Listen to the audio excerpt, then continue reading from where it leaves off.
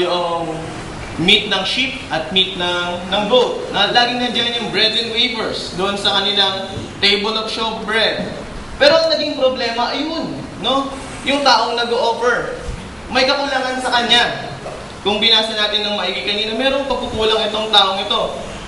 Ang nangyari sa kanya ay naging religiously right siya. Ano po? Hindi right na tama, kundi R-I-T-E na right. Na ginagawa niya ng ritualistic yung kanyang pananambahan. Sunday in, Sunday out, or sa kanila, Sabbath in, Sabbath out, every day, nag-o-offer sila, pero kulang.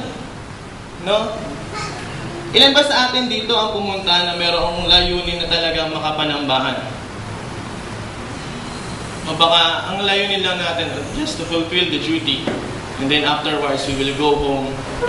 And then we satisfy God. As if we satisfy God, no? Sa ating ginagawa na ganun lang. No? Pumunta lang tayo dito sa bahay-sambahan, bumiyahe tayo ng medyo malayo-layo. At sinabi natin, wow, present ako ngayong Sunday na ito. Okay na, no? Okay na, Panginoon, nagawa ko na ang aking duty. Yung aking right, yung aking ritualistic service. So if God is asking a Sunday religion only, tama nga yung kapatid na nagsabi kahapon na maraming Kristiyano yung atheistic, no?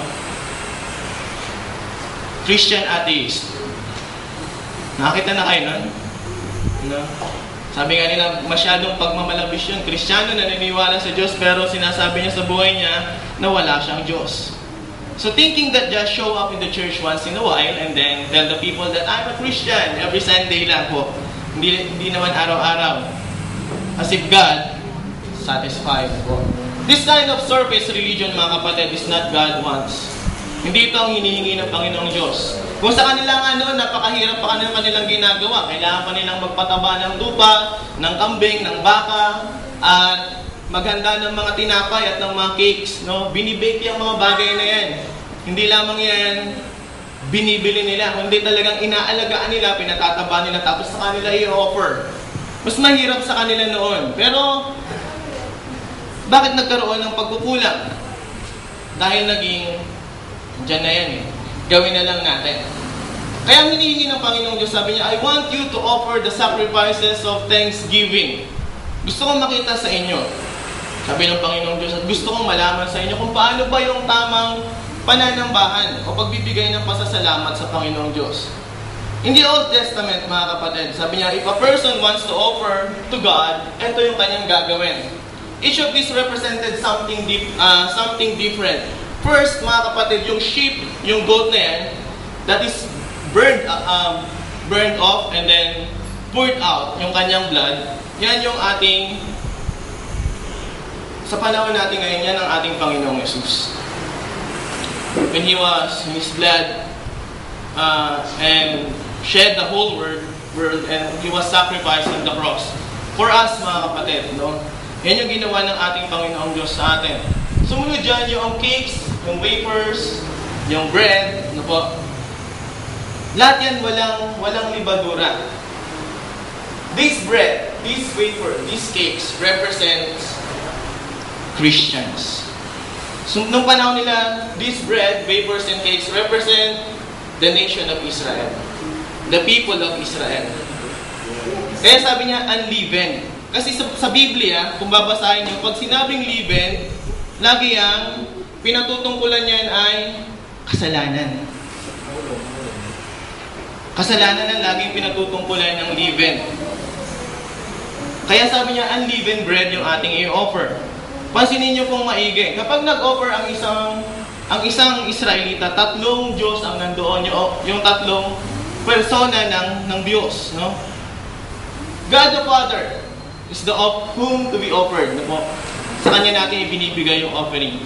And then, Jesus, represented by the unleavened bread, which is the Holy One. No po? And the Holy Spirit represents the oil. Yan yung tinatawag natin, the type and the anti-type. The anti-type is Christ and the type is these things. No po?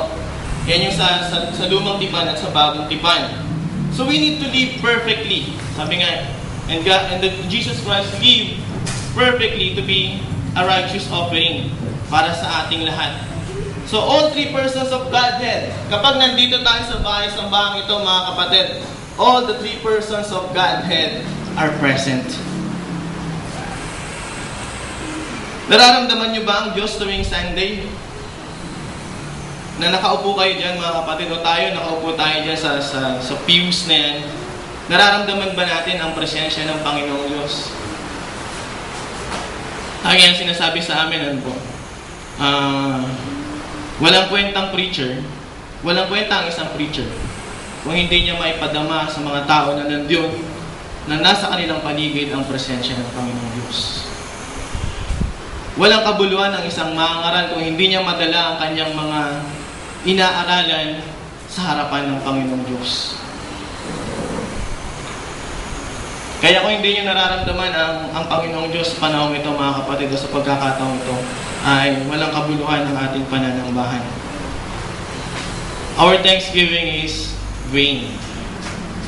Iris natin mga kapatid. So, the third part of the offering of the cakes, the yeast, and the bread is the person. Tayo nga po, ano? The person who is offering. So this is a symbolical saying mga kapatid.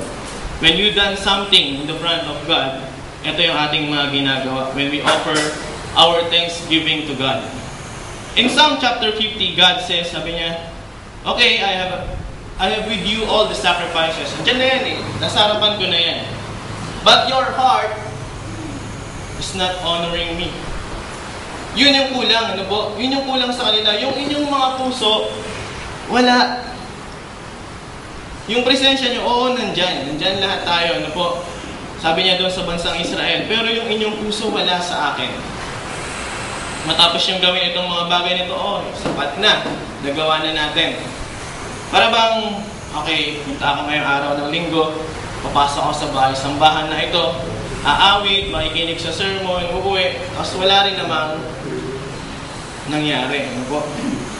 Para bang walang nangyari. So, sabi niya, if I were hungry, I would not tell you. For the world is mine. Ang lahat ng mga bagay na ito ay akin. As if kailangan niya tayo, hindi niya tayo kailangan, mga kapatid. Every Sunday is not about us. Hindi ito patungkol sa atin, kundi patungkol sa ating Panginoong Diyos.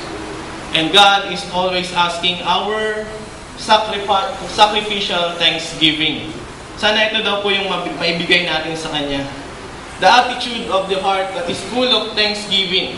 Sa panahong ito ng buong pasasalamat natin, sana mabanggit natin sa Panginoong Diyos na meron tayong talagang tunay na pusong nagpapasalamat.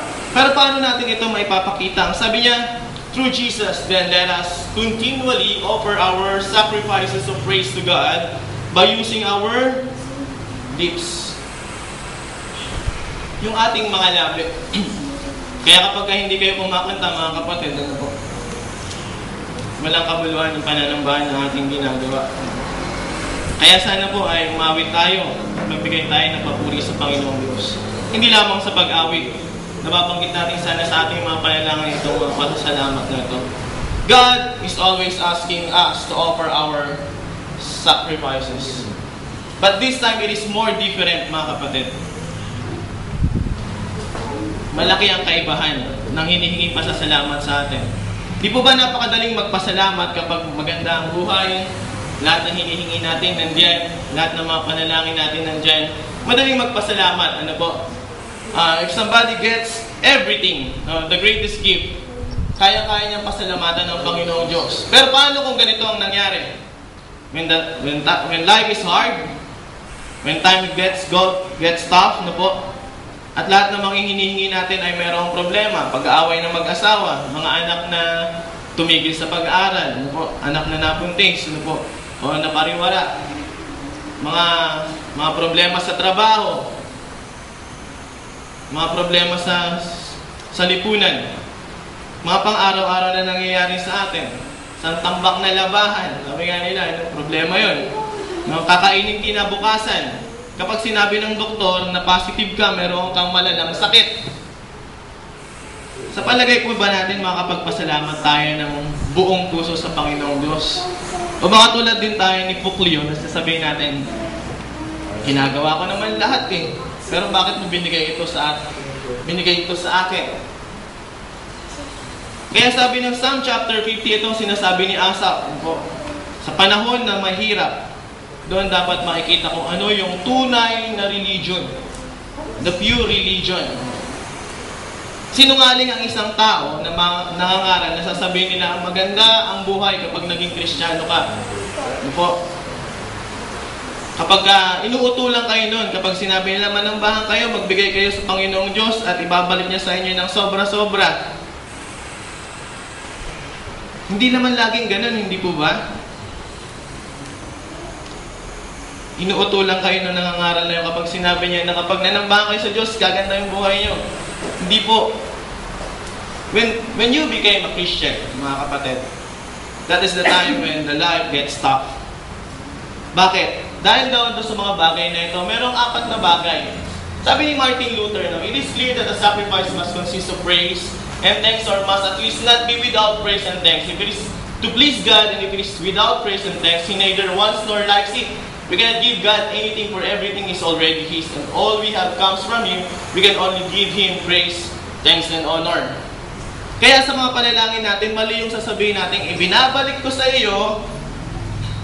Ano ibabalik mo sa Diyos? Kanya nga lahat, hindi po ba? Kahit yung sariling buhay natin, Kanya ito eh. Kaya yung mali yung panalangin na sasabihin mo sa Panginoong Diyos, ibabalik ko sa iyo ngayon. Bakit ibinigay niya ba sa iyo? Hindi, pinagkatiwala lang po sa atin eh. Pinagkatiwala lang sa atin. Kaya sasabihin lang natin, salamat sa lahat ng ipinagkatiwala mo sa akin. Dahil darating ang panahon ng mga bagay na ito ay hihingin din pabalik sa atin. Hihingin din ng Panginoong Diyos ang ating buhay. Ang mananatili lamang ay ano? Yung mga prutas ng ating mga labi. Yung pasasalamat na nanggagaling sa ating mga puso. Sabi rin ni Frederick Buechner, if anyone would tell you the shortest, surest way to happiness and all perfection, he must tell you to make it a rule to yourself to thank God and praise God for everything that happens to you, for it is certain that whatever seeming calamity happens to you, if you thank and praise God for it, you turn it into a blessing. So kahit daw bahanan, bumaba, nililipad yung bubong natin sa tuwing may bagyo, marami ang namumroblema sa pagdating ng kalamidad. Sabi niya, isipin mo na lang na ang mga bagay na ito ay nangyayari dahil sa kagustuhan o plano ng Panginoong Diyos. Ngunit sana, sabi niya, sa mga bagay na ito, patuloy tayong magpasalamat sa Kanya kung bakit ito nangyayari. So this is the praise and sacrifices of thanksgiving, mga kapatid. Walang sakripisyo magagawa kapag ang lahat ay maganda o mabuti. Lagi ang sakripisyo, mga kapatid, merong nawawala sa bawat isa sa atin. Sabi nga ng banal na kasulatan, kapag kayo ay nagbibigay ng praise, sabi niya, whatever you do, whether it were in word or deed, do all in the name of the Lord, with thanksgiving to God. That is in Colossians. Merong isang sumulat ng awit na madalas nating inaawit, yung praise and thanksgiving na ating inaawit. Siya ay isa sa mga doktor noong panahon na yun, noong 1618 at saka 1648. Merong dito tinatawag 30 Years War sa Germany, yung isa sa mga mahabang giyera. Ang nangyari dito, yung 21 million na katao, na-slash sila to 13.5 million dahil sa giyerang nangyari. In 1636, makikilala si Martin Rinkert, no, isa sa mga sumulat ng mga magagandang awitin. Isa siya sa mga doktor at isa rin sa mga pastor na naglibing ng 5,000 katao sa isang araw. Dahil sa giyerang nangyari. Pero habang naglilibing siya, alam niyo kung anong ginagawa niya? Nag-iisip siya ng isang awitin. At ito yung kanyang naisulat. Sabi niya, now thank we all our God with hearts and hands and voices, who wondrously done things to us, in whom His word rejoices. Biruin niyo, ano po? Nagkakabarilan, no? Humuhugot siya lagi ng mga bangkay, ng mga patay. Pero ito yung kanyang mga sinasabi mula sa kanyang bibig. Sabi niya, salamat sa Panginoong Diyos dahil yung kanyang pag-ibig, yung kanyang puso ay laging nasa akin. Ang kanyang mga salita ay laging sumasa akin. Ang kanyang mga gawain ay talagang kadakila. At ang sabi niya, sa kanya nararapat ang pasasalamat. Biruin niyo, siya lang yung nabubuhay na yun at tapos naglilibing pa ng mga tao. Pero ito yung kanyang binabanggit sa kanyang bibig po, yung kanyang pasasalamat sa Panginoong Diyos. Bakit nga ba kailangan? Ayan. Sa awit na yan, binanggit din ni Asaph kung bakit kailangan. Sabi niya, there are reasons for continual praise and thanksgiving. Una, the world is watching. Kapag daw po nagpapasalamat tayo, nakatingin sa atin ang buong mundo. Ilan sa ating mga magulang, sa inyong mga magulang, lagi niya sinasabi sa inyong mga anak, gawin niyo ito, gawin mo yan, sundin mo ito, sundin mo yan. Pero bilang isang bata, naging anak din ako. Alam ko na yung aking tenga is picky. Pinupulot ko lang yung mga katulong sa akin. Pinupulot ko lang yung hindi ako mahihirapan. On the other hand naman, mga kapatid, ilan sa mga magulang naman yung nag-wish na sinabi nila, sana yung anak ko, hindi niya ako tularan. Sana yung mga sinasabi ko ay hindi niya rin sabihin. Alam niyo po ba na ang mga bata, magaling sila sa mimicking, na kapag sinabi mo, sasabihin din nila. Ano po? Meron isang magulang, kasama niya yung kanyang nanay. Tapos nanonood sila ng parade. Ang sabi ng kanyang nanay ay, tingnan mo, anak, ang pangit ng mama. Alam niyo kung anong ginawa ng bata? Nilapitan niya yung mama, sabi ng mama, ang pangit mo raw. Ganyan pala ang itsura ng pangit. So, kung ano yung sinabi ng nanay, yun din yung sinabi ng bata. Tapos meron sa Sunday worship, ang sabi ng isang bata, pagbaba ng preacher mula dun sa pulpit, lumapit yung bata, ang sabi niya, pag nagkatrabaho ako, bibigyan kita ng pera. Tinanong preacher, bakit mo nasabi? Maganda naman yung isipan mo. Bakit mo nasabi? Ang sabi niya doon sa bata. Sabi kasi ng mama ko, oh, a poor preacher you are. Mahirap lang yung ating preacher. You are the poorest. Sabi niya ganun, po. So, when the kids hear something, katulad din ng mundong ito, kung ano yung nakikita nila sa atin, ano yung mga sinasabi natin, yun din yung pagkakakilala nila sa atin bilang mga Kristiyano. So be careful what you say, sabi nga, madalas na kinakanta yan sa science, no? Oh, be careful little eyes of what you see, oh, be careful little mouth of what you say, oh, be careful little ears of what you hear. Yun ang madalas na inaawit sa science. What Christian communicates to the world? Ano nga ba yung ating inihahatid sa mundong ito, mga kapatid? Kapag ba nakita yung buhay natin, maganda ba yung balitang ating inihahatid? Or the worst, no? Na ayan ba ang buhay ng isang Kristiyano? Ganyan pala ang buhay ng isang Kristiyano eh. Ayoko nilang maging Kristiyano. We know that this world ignores good news. Sabi nila, mas gusto ng mundong ito yung famous, no? Ayaw nila ng good news. Pero sana, mga kapatid, huwag tayong tumigil na dalhin sa kanila yung mabuting balita. There's a story in the Bible about Paul and Silas when they're trying to share the good news about Jesus in the town of Philippi. In 1622, Acts chapter 16:22, ito po yung mababasa natin. The crowd joined in the attack against Paul and Silas, and the magistrates ordered them to be stripped and beaten. After they had been severely flogged, they were thrown into prison, and the jailer was commanded to guard them carefully. Upon receiving such orders, he put them in the inner cell and fastened their feet in the stocks. About midnight, Paul and Silas were praying, singing hymns to God, and the other prisoners were listening to them. Notice, mga kapatid, pagkatapos nilang mangaral at dali nila sa sanglibutan ito, yung aral ng Panginoong Diyos, ano yung nangyari sa kanila? Pinahirapan sila, pinalo sila, at ikinulong. Pero pagkatapos na, ano yung ginawa nila? Pagkatapos silang makulong, nakatali sila at nakataligala sila, anong ginagawa nila? They were praying and singing hymns. Tapos yung mga nakakita sa kanila, namamangha, no? Paano ka makakaawit pagkatapos mong paluin ng 50 lashes minus 1, that is 49 lashes, no? Ng latigo, tapos nakatali ka pa habang tumutulo ang iyong dugo. Nananalangin ka at umaawit ng pasasalamat sa Panginoong Diyos. Madalas po, mga kapatid, kapag mayroong problemang dumarating sa atin, normally ang isang tao, kapag nag-react siya, sabi niya, ang hirap naman ng buhay. Lalaki na ang problema na itong aking kinakaharap.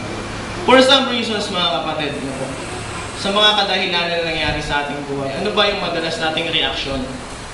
Yung reaction ba natin ay tulad din ng isang normal na tao na hindi kilala ang ating Panginoong Diyos na madaling sumuko sa mga problema ang kanilang kinakaharap?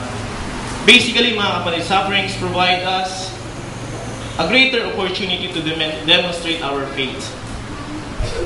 Alam niyo po ba yun? Na kapag meron kang malaking problema, then that is the time na pwede natin ipakita sa buong mundo yung ating pananampalataya. That we should be grateful and thankful and joyful sa mga nangyayari sa atin. Kaya sabi niya, let your light so shine before men that they may see your good deeds and praise your Father in heaven. So if you want to light this world, or to shine this world, mga kapatid, let us be ready to thank God always sa ating pamumuhay. The first step is the attitude of thanksgiving. Yan ang sabi ni Asaph.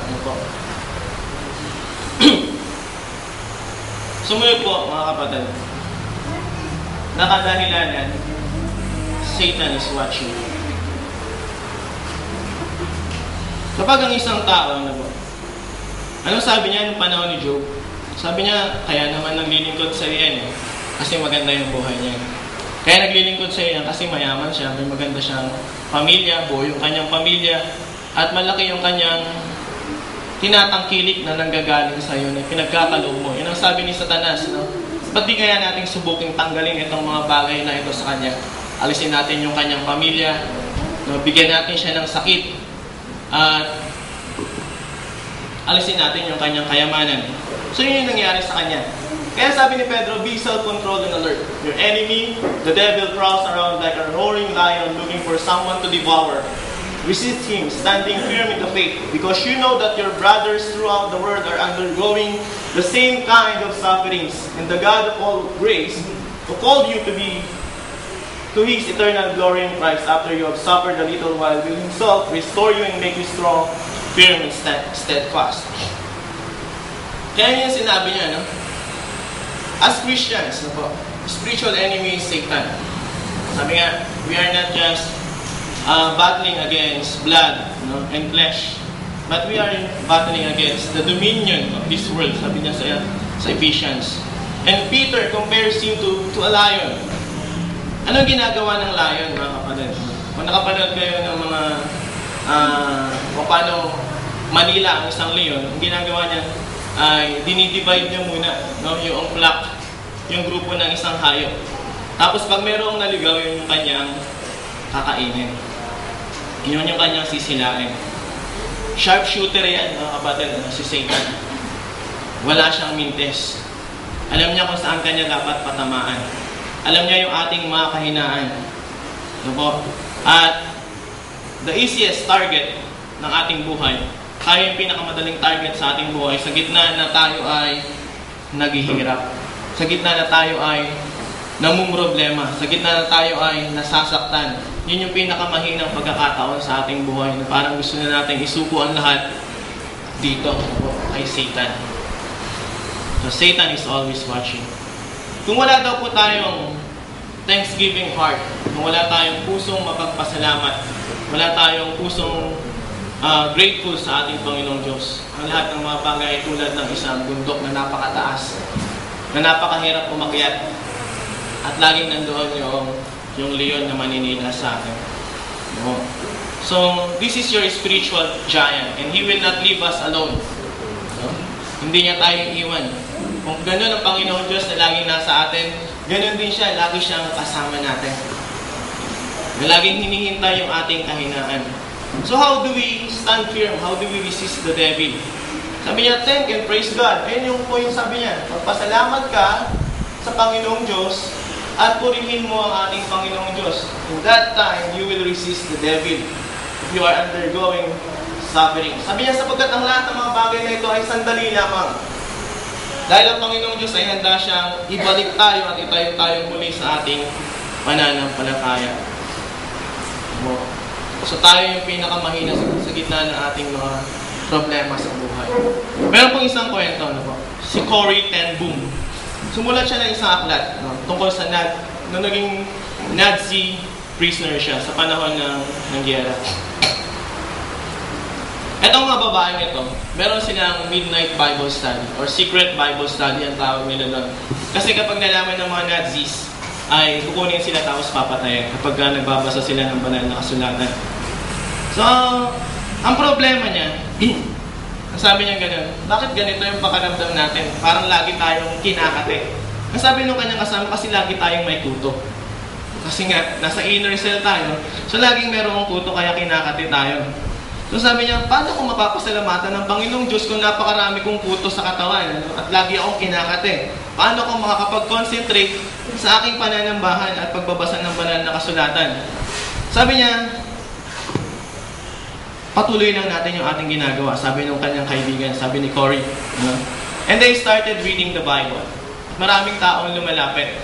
Ngayon nagtanong siya, sabi niya, hindi ba kayo natatakot na mahuli tayo ng mga sundalong Nazis? Tapos patayin tayo. Ang sabi niya, huwag kang mag-alala, may kuto tayo eh. Natatakot yung mga Nazi soldier na lumapit sa atin dahil sa ating mga kuto na mahawaan sila. Biruin niyo mga kapatid, yung kuto na yun yung naging dahilan para makapag-aral sila ng maigi sa kanilang banal na kasulatan. Negative in a positive way. Kaya sabi niya, kailangan pa rin magpasalamat tayo sa Panginoong Diyos. Dahil lagi nga nandyan si Satan. So, because the world is watching, because Satan is always there. And next, mga kapatid, God is always watching. 2 Chronicles chapter 16 verse 9, sabi niya, for the eyes of the Lord range throughout the earth to strengthen those whose hearts are fully committed to Him. Are we fully committed to God, mga kapatid? Yung bang ating pamumuhay sa araw-araw? Yung bang ating dahilan ng ating mga puso, ng ating pamumuhay ang ating Panginoong Diyos? Sabi ng ating Panginoong Diyos, I'm looking over all those people on the earth. Lagi akong tumitingin sa mundong ito. And when I found someone na mayroong pusong mapagpasalamat, sabi niya, I will give him strength and give him power to overcome this world.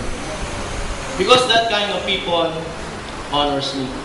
And I will not lack him anything, mga kapatid. Hindi niya tayo pagkukulangin. Sabi niya, are you one of that people? Tayo ba yung binabanggit ng Panginoong Diyos na? After the midnight, mga kapatid, in Acts chapter 25, when Paul and Silas were praying and singing hymns to God, the other prisoners were listening. After that, mga kapatid, suddenly there was an earthquake. Ano nangyari? No? Noong umuga yung paligid, nagkaroon ng lindol, ano nangyari? Bumukas yung pintuan ng kulungan. Katapos bumukas ng pintuan ng kulungan, yung kanilang mga tanikala ay nabuksan at sila ay nakawala sa kanilang pagkakakulong. At suddenly, yung foundation ng prison was shaken. Tapos yung mga tao doon ay naniwala sa Panginoong Diyos. Pero alam niyo ba, hindi sila tumakas kaagad. Kasi alam nila na mali yung kanilang gagawin. The next day lang sila nakalaya.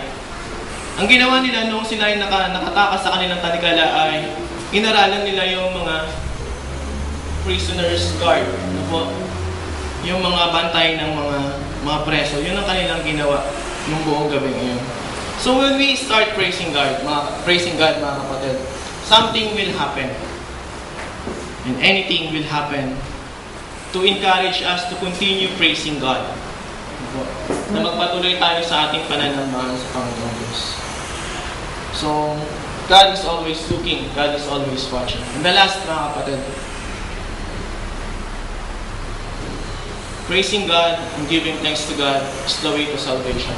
Ang hindi raw marunong magpasalamat ay hindi siya naniniwala na siya ay isang ligtas na tao.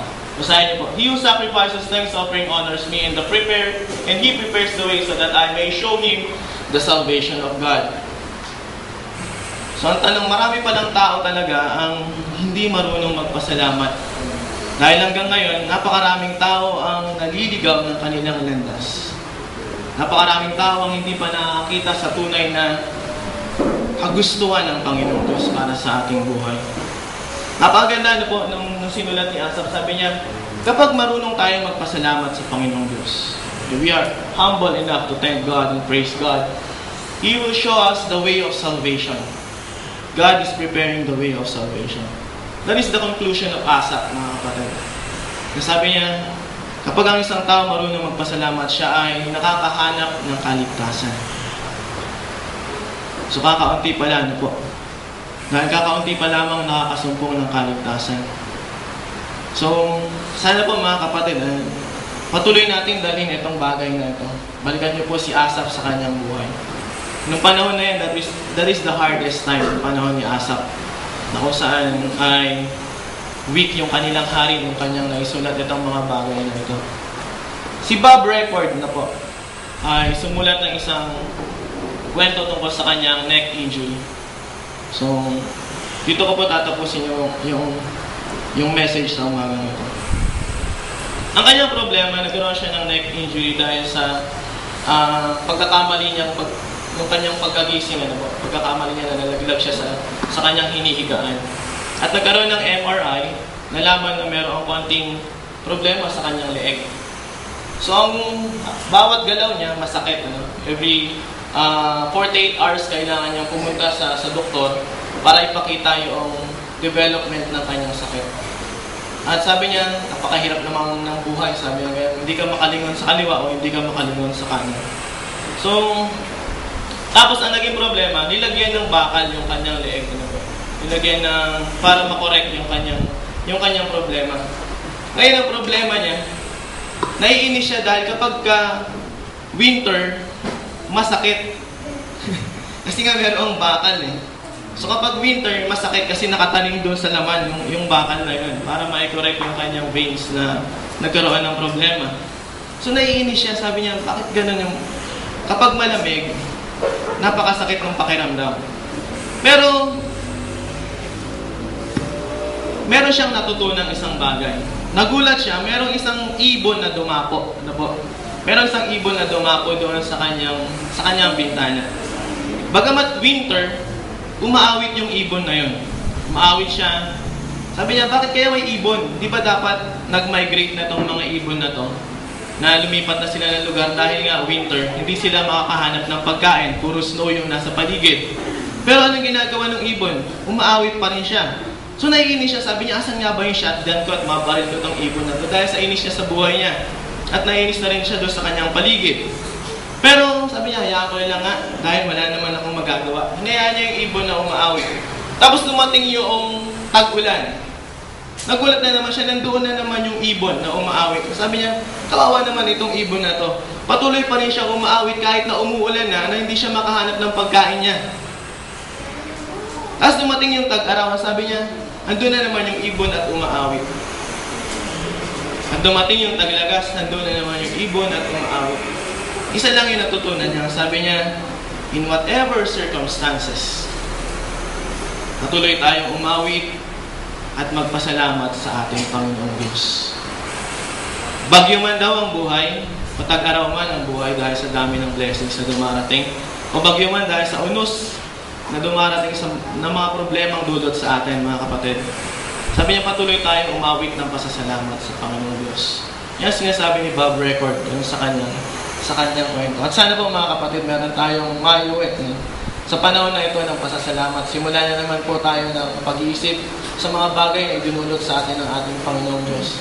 At ang kanyang tanging hinihingi sa atin ay hindi lamang yung ating pagtungo rito sa bahay-sambahan. Hindi lamang yung laki ng salapi na ating naibibigay dun sa ating collection plate, kundi ang hinihingi niya sa atin yung pusong mapagpasalamat. Magamat ang lahat ng mga bagay sa Kanya, ngunit ang Kanyang hinihingi ay ang taos-pusong pasalamat mula sa atin. Muli po, mga kapatid, biyaya at kapayapaan sa mga. Magandang umaga po muli sa inyo.